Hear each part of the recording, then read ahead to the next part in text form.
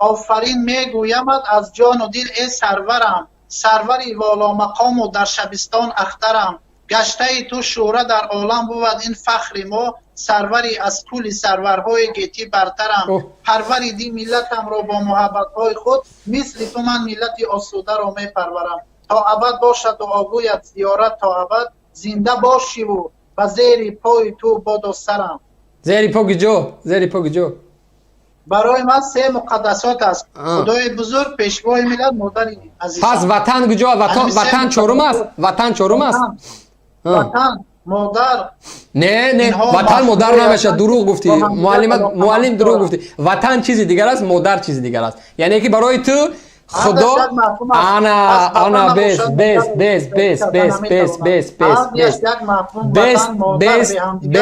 بس انا تو جاهلی. تو گجا شد نامی پیامبر؟ برای چی پیامبر را دوست نداشتی؟ پیامبری بشریت، بهترین نفر دنیا، پیامبر. تو مسلمانی اصلا؟ در همینجا ما یک زنگ فیسبوکی یعنی توسطی ویدیو دارم، با من تماس گرفتن. مسئولین خواهش میکنم ما را پیوست کنین. اگر صدای ما را داشته باشین. سلام علیکم. سلام علیکم. ما از شما اولا خواهش میکنم تلفن را برعکس بگیرین که تا در اکران پولا بتوین.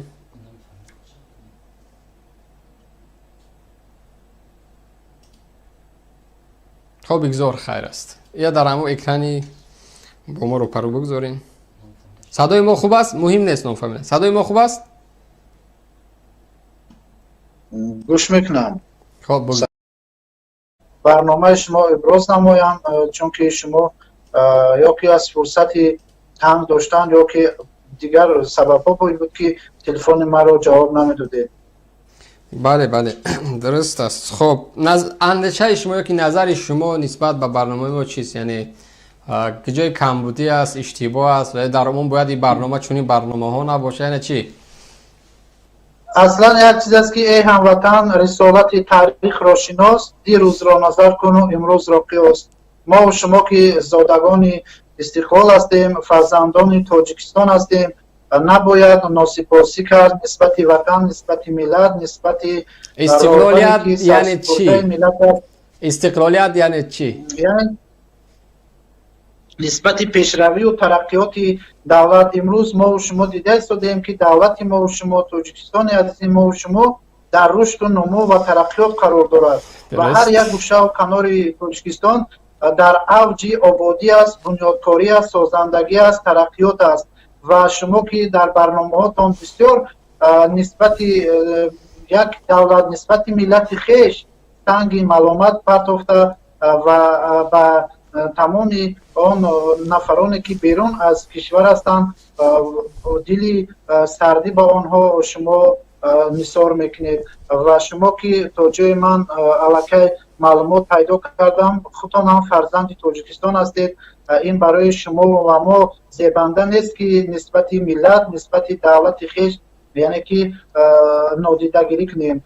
امروز شما یک مرتبه نظر کنید که واقعا هم امروز کشور ما، دولت ما رو به ترقیات است، رو به پیشروی است و برای کل جوانان امروز شرایط‌های سازگار فراهم است که این نادیده گرفتن لازم نیست. سلامت باشین. تشکر. درست است. البته هر یک جوان، هر یک نفر آرزو و آرمان است که وطن هم وقت تنج باشد، خب ترقیات باشد، پیشروی باشد، علم باشد، دانش باشد، مدنیت باشد، اخلاق باشد، امنیت باشد و صدهای دیگر. درست. در اولین سخنت شما از استقلالیت زاده زمان استقلالیت، بسیار خوب. استقلالیت یعنی چیز بیان کرده، بسیار خوب. اما سوال به میان میاد که استقلالیت کی برای ما آورد؟ سوال اول. البته چشمه صافت است استقلالیت، منبر خلق است استقلالیت. یعنی کی دستاورد استقلالیت مالی کی بود؟ تبدیل آزاد است استقلالیت. البته با تشبس و پافشاری ها و بیدارخوابی ها و زحمت و تلاش های پیشوای معظم ملت استقلالیت ما به دست آمد و کدام امروز ما سال خدا و کدام شکر در عرفه کدام سال تمدید 30 سالگی استقلالیت دولتی خیش قرار داریم و در دوام 20 سال استقلالیت تاجیکستان ما و شما آقای باید زیارت تمام دستاوردهای استقلالیت نوید گردیم. یک دقیقه اگر خطا نکنم شما خب البته از معلومات هایی که پیدا کردیم درست که دیگه یک نفری خب دوننده چندین اثرها هم هسته، کتاب هم دارین و خطا نکنم در دانشکده زبان ها به نام ساتی ملوغزاده عین زمان خب باعثی کدام یک رشته مراستی معلومات های درست گرفته بودم. نامزد علمش این یا که اسپیرانت میخونین درست؟ بله من آموزگار هستم، یک آموزگاری هستم که و جوان هم هستم. در برابر جوان بودنم باز به جوان ها نیز تعلیمات میدیم و در برابر این همچون یک اسپیرانتی دانشکده زبان ها به نام ساتی ملوغزاده هستین درست؟ بله. شما عین زمان همچون یک مربی همچون یک نفری تعلیم دهنده چگونه استقلالیت که 9 سپتامبر سال 1991 بعد از تیم رسید مالی دستی رحمانوف میدونید چگونه؟ یعنی برای نسل ما میاد درس میتین شما که استقلالیت رحمانوف آورد؟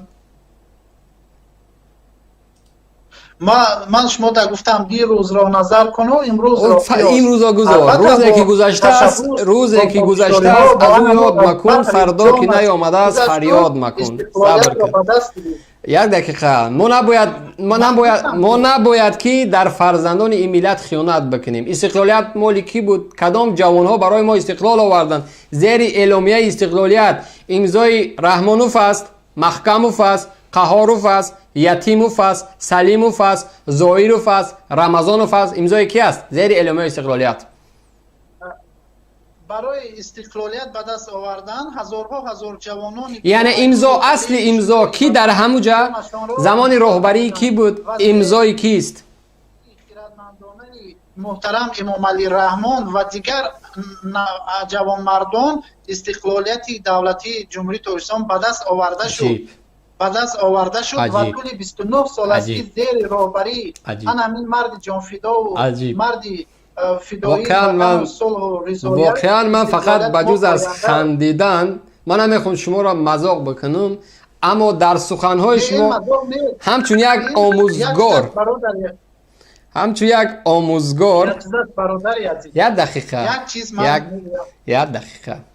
آقای زیارت یک دقیقه اصلا خب یک قرار قبول می شود با تشبوس رحمانوف همون قرار امضا گذاشته می شود درست؟ راهبری کشور درست؟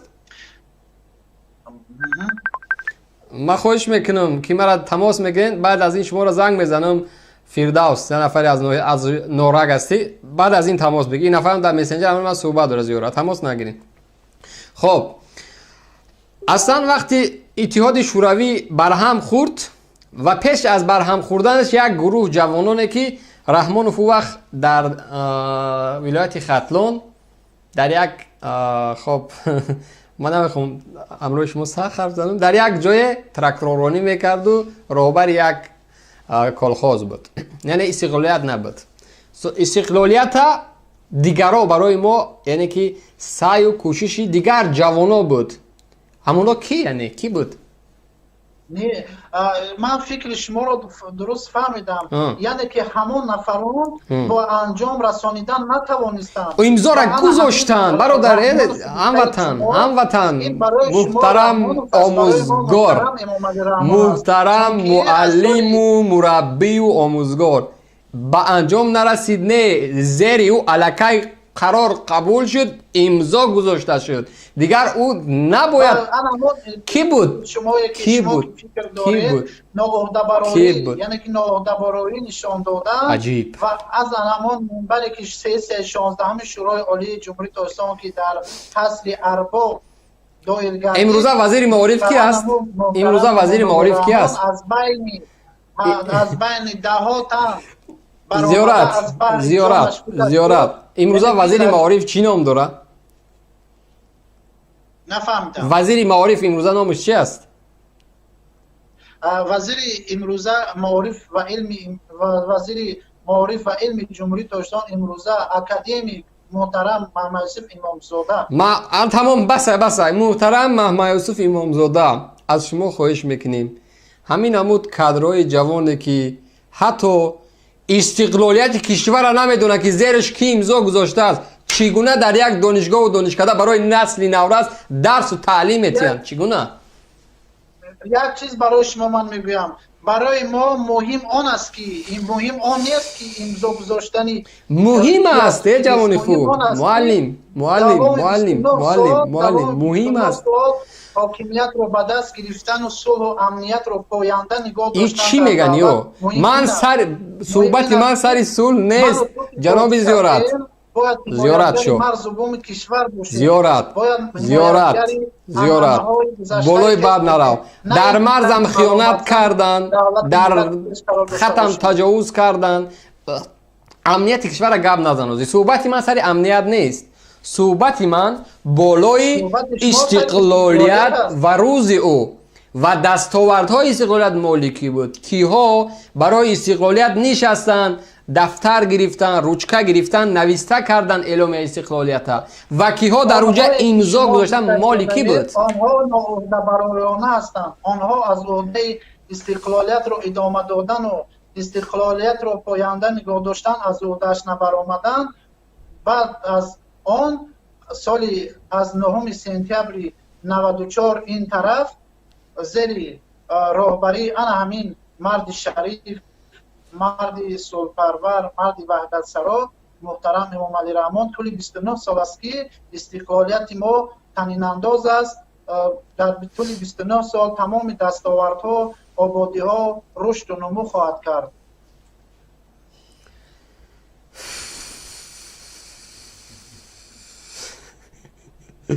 جناب زیارت واقعا همین حرفای شما است شما گفتین که داننده چند تا اثر علمی دارین برای من و تو برای اینجا من انسیکلوپدیای خودم رو معرفی کننده نیستم معرفی کننده دستاوردهای زمان استقلالیت هستم که در ظرف 29 سال استقلالیت تاجیکستان گلستان گردید خودت همچون یک مربی اگر تأخیر هم شوه همچون یک آموزگار میگم واقعا یک دقیقه استقلالیت جناب زیارت شو یک دقیقه زیارت یک دقیقه صبر میکنی یک طبقه منقور شده انده استقلالیت امنیت یک دقیقه صبر میکنی خودت میگی معلم هستی من اثبات میکنم که سواد نداری در 4 مصرع شعری که نوشتی 8 خطاکی داری این همیجا این حال اثبات میکنم اگر اثبات کردم اثرهایی که نوشتی انکارش بکن بر در آشغال موسور پرتو اثبات کنم در یک جا 4 مصرع شعر نوشتگی در 4 مصرع شعرت 8 خطا املایی داری نه او شعری که نوشته کردی در او شعر نه مضمون است نه قافیه بندی است نه وزن دارد میفهمی اثبات میکنم که چند تا خطا داری همچون یک نفری که خطا نکنم 11 تا کار علمی داری و امروز خواستی دکتر نامزد علم شوی اسپیرانتور خوندستی یگان اثر علمی ندارم متاسفانه دیومی که برادری عزیز ما شما تنها و تنها غلط میجوید کمبودی میجوید آخی خودت من برات نخواستم که آرام گپ زنم من خواستم که تنها و تنها وظیفه شما غلط جستن است کمبودی جستن است انسان باید کمبودی انسان را نجوید من نسبت خودت زیارت من نسبت خودت نسبت شخصیت خودت من یکم از که حالا من یکم از این که انسانیت باید کمبودی جو نباشد معرفی کن باشد یک گوشه آبادی وطن معرفی کن باشد نه سنگ ملامت برای آبادی کردن اول مریضی ها رو باید پاک کرد خودت یک گوشه مریضی هستی که نه سواد است نه دانش است میره نسل نورس تربیت میکنی و من میگم اثبات میکنم خودت مؤلف چند کتاب هستی و میگم که کتابا از اثرهای کی گرفته شده است از کجا پول گرفته شده است، در کجا چاپ کرده شده است، کی چاپ کرده، چند قد دزدی شده است و من اثباتی را دارم. من به فایده برای تماس نگرفتم.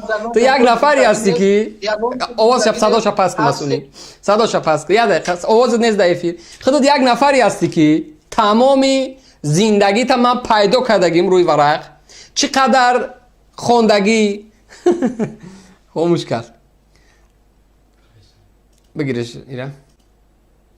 خب این خاموش کرد. انا که من اثبات میکنم، انا که من اثبات میکنم، من را به فایده اینجا دعوت نکردم. گذاریده این نفر همین شعر نویسگی است، این همین قطعه امین، این نفر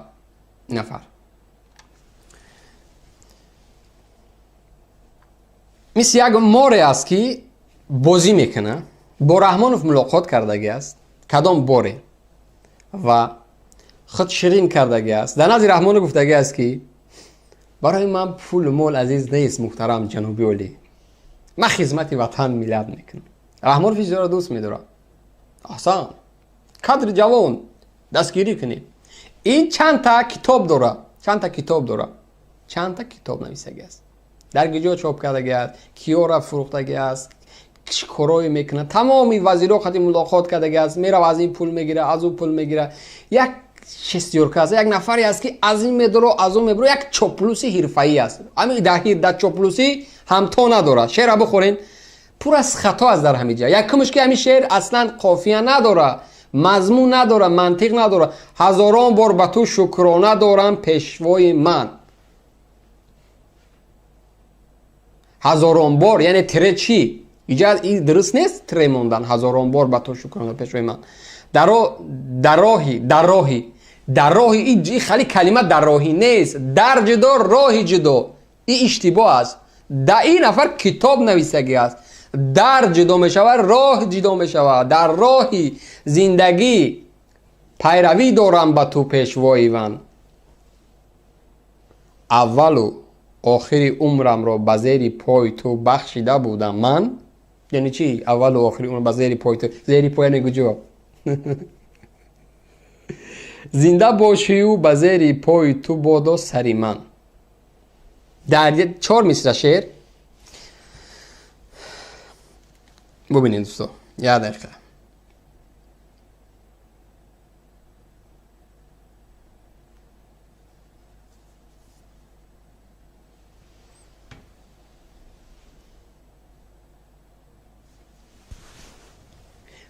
یعنی که در راه زندگی پیروی ایزده.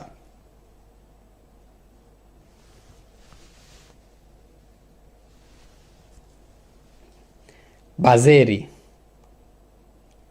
باجدو زیری جدو بازری ترینه بازری یعنی نه خگاب نیست. بازری پای تو. میسای 4 شعرش زنده باشی و به زیر پای دو بود سری من نقطه نقطه نقطه نه خطاب کرده سیده چه. یعنی همین شعر اصلا هیچ قافیه بندی نداره، سر و پا اشتباه است این نفر. یعنی ببین که این آماده است که سجده بکنه زیر همین پای رحمانوف، سجده بکنه. همون اکد من نمیخوام سخت گپ زنم، مادرها گوش دارن، خواهرها گوش دارن، اما با زیر پا یعنی کجا؟ این سوال به میان میاد. زیر پا یعنی کجا؟ شما کی را میخواین؟ اینمی استقلالیت، صلح و وحدت، پیشوای ملت، پدر ملت، مادر ملت، او با این کی را میخواین شما دیگه گول بزنید؟ کی را فریب بکنید؟ این نفر من در پیشتر صحبت کردم، براش گفتم نمیدونست، به خدا قسم نمیدونست که استقلالیت کشور کی امضا گذاشته. من براش گفته بودم که جوان زیر اعلامیه استقلالیت دیگر کس امضا گذاشته است، دیگر کس اعلامیه استقلالیت نویسته است. گفتمش ها، گفت نویس. اما امروز هم فراموش میکنه. میگه 9 سپتامبر سال 1991 با فرمان با امضای امام رحمانوف. ایره نمیدونن یا معلمن یا درس میتین یا کتاب نویسگیان، ولی اسپیرانتورا میخونه، دکترانتورا میخونه، نامزد علم میشوه. یعنی یک نفری نامزد علم، یک نفری بس سواد تحقیر هم بشوه. اگر هیچ سوادی نداره این نفر، هیچ سوادی نداره. مرا چیکار کنیم؟ سوادی اصلا ندارن. این همیا میبرن با نامهای فقهی هر روز انا گروه تروریستی، گروه اکستریمیستی، گروه افراطی، گروه آن، گروه آن. این همیان این همی طبقه هستن. این همی گرد اطراف، این همی کمتر شرم بکنین.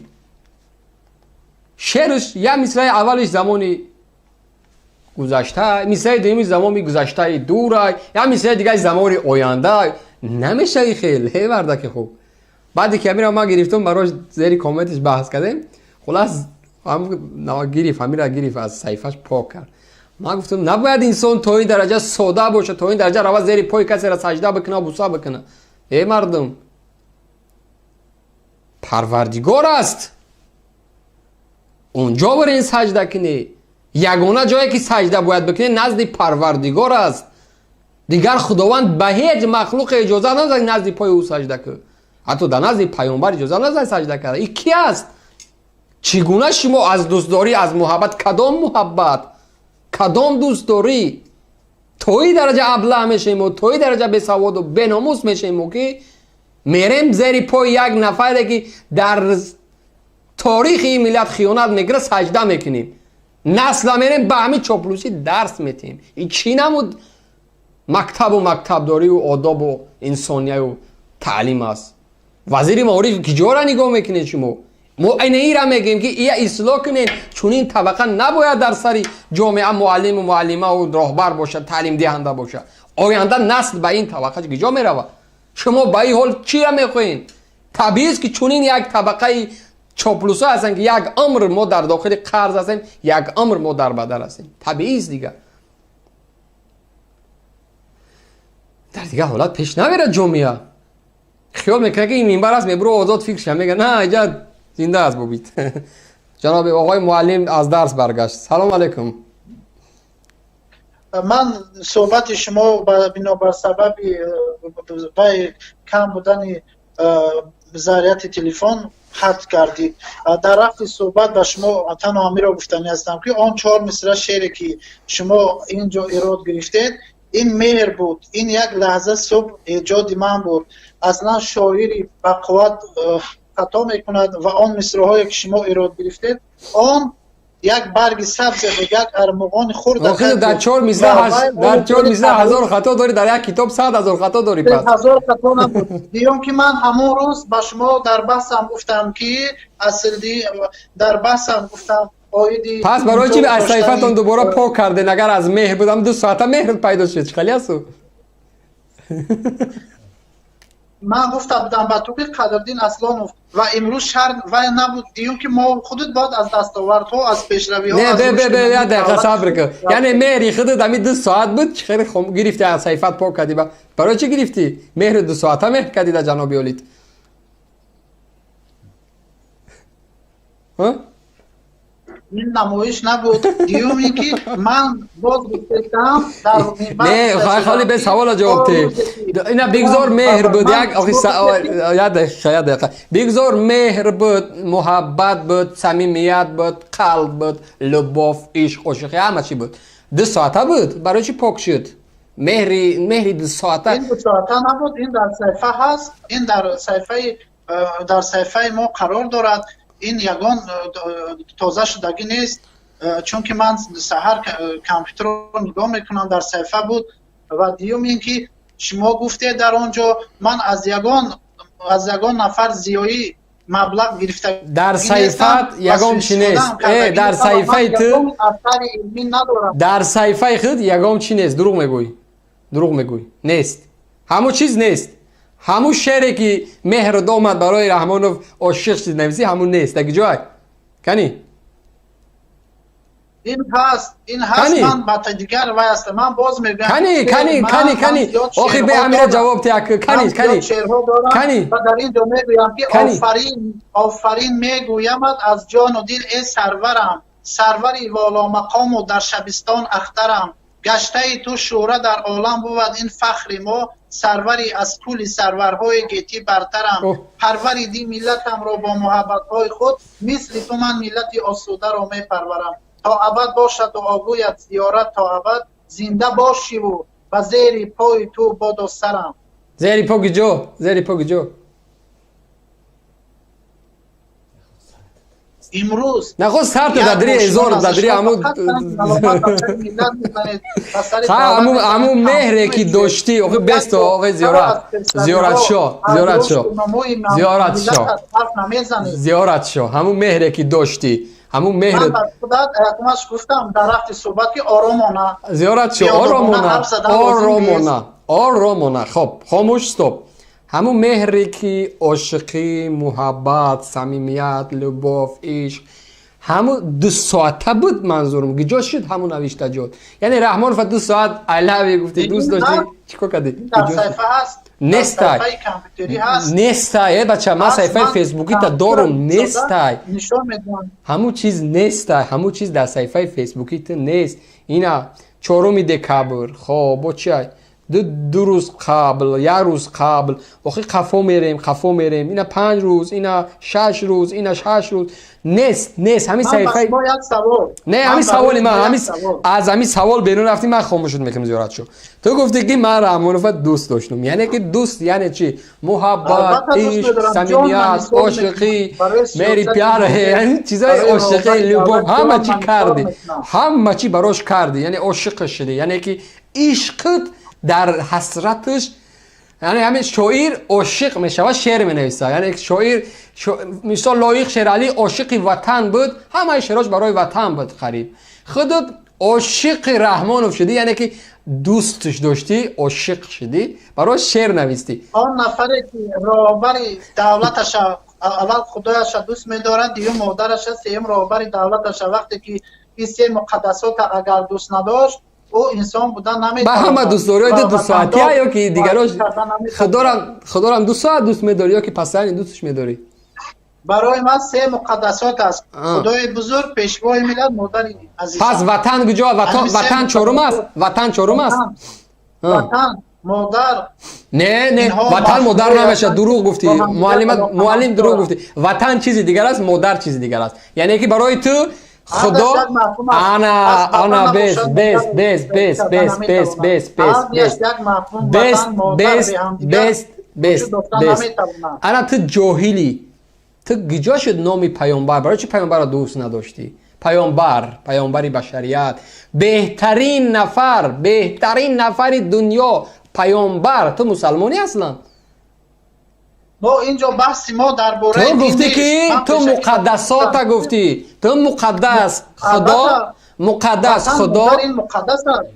تو خدا بستو پروردگار یک دوم مادر سیوم امام علی وطن کجا شد نگفتی نامی وطن گفتی من 3 مقدسات دارم از زبانت خودت گفتی و من نگفتم من بلبلی صنعت تو گفتی که من پروردگار دارم ما معرفی کردم مقدسات داریم در طوری همی از تنگای دیتینه رنگ عمود قدمی قربان رقص میکنین ایزونا میکشین نه گفتی که برای من 3 مقدسات عزیز از گفتی تمام پروردگار مادر رحمانوف تمام پیامبر کجا شد پیامبری بشریت ما اینجا سری پیامبر اینجا سری مقدسات با سری مقدسات رفته عزیز یه چیزی عزیز برات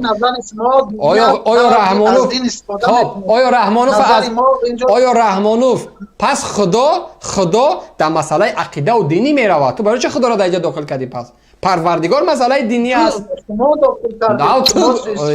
سبحان الله یورا از همین در طوری از همین زبانشون میکشی میاری اثباتش میکنی میگه که من آخه نه خودت گفتی که برای من 3 تا مقدس است گفتی 3 چیز گفتی نگفتی که مقدسات ما بسیاره گفتی 3 چیز یکم پروردگار در برابر این مقدسات ما زیاد است من در پهلوی در حاشیه 3 مقدسات هم گفتم که مقدسات ما زیاد است برات رحمانوف عزیز است برات رحمانوف است بیا یک سوال بس سوال رحمانوف عزیز است یا کی وطن کدامش برات عزیزتر است رحمانوف در کجا هستش عزیزتر است هستش برای نه طبقه مرتبه آخه بسو خطا میکنی ای جوانی خوب خطا میکنی جوانی خوب بس نگریز یکم خداوند گفتی دوم مادر ما 2 تا وریانت داریم وطن رحمانوف کدام سیمه کدام چهارم هر دیش برای من مقدس است اللهم صل علی هر دیش من عرض میگذارم نمیشود دو پردمت دو تا در یک جا آورده پروردگار مادر دو تا دیگه مقدسات حساب میخورم. چیز؟ هر سهش مقدسات است. یعنی رحمانوف برای تو در برابر وطن یک است، درست؟ مقدس است. برابر وطن دا برابر وطن دا مقدس است، درست؟ البته چون که سایه خدا در روی زمین است. پیامبر در کجا است؟ چهارم پنجم پیامبر در کجا است؟ حضرت محمد در کجا است؟ پیامبر خدا پیامبر در چندم است؟ نه خدا خود مسئله پروردگار گفتی الکه مسئله دینی میشوه. پروردگار مسئله دینی است. دو گفتی یکم پروردگار. از نه چی اینجا دین دا گفتی خودت گفتی من دخالت نکرده بودم. خودت گفتی که یکم پروردگار. پس اینجا عقیدوی دینی میشوه یکم پروردگار. پس پیامبر خدا در کدام طبقه برادر عزیز؟ در کدام طبقه؟ ما اینجا گفتم از پیامبر و از بگیرش جاهلی به علمی به سواده بگیرش. مسلمان باشی اگر مسلمان باشی من خیلی بحث کنم صحبت کنم پیامبره که به خاطر من و تو از بحری عزیزاش گذشتی از پدر از مادری خیش برای امتانت یا محمد از پدرش گذشت از مادرش گذشت از جانش گذشت برای کی؟ برای من و تو برای ما و توی یک بنده پرگناه تو گمراه واقعا دوستایی که اینفورماسیا دادن واقعا اثبات شد که تو یک نفری لسکی چاپلوس هستی یک نفری که سر تبورده در داخلی جای آخه من گپی سخت بیا نگومی مردم ده تو گجا رفتی سر خم کردی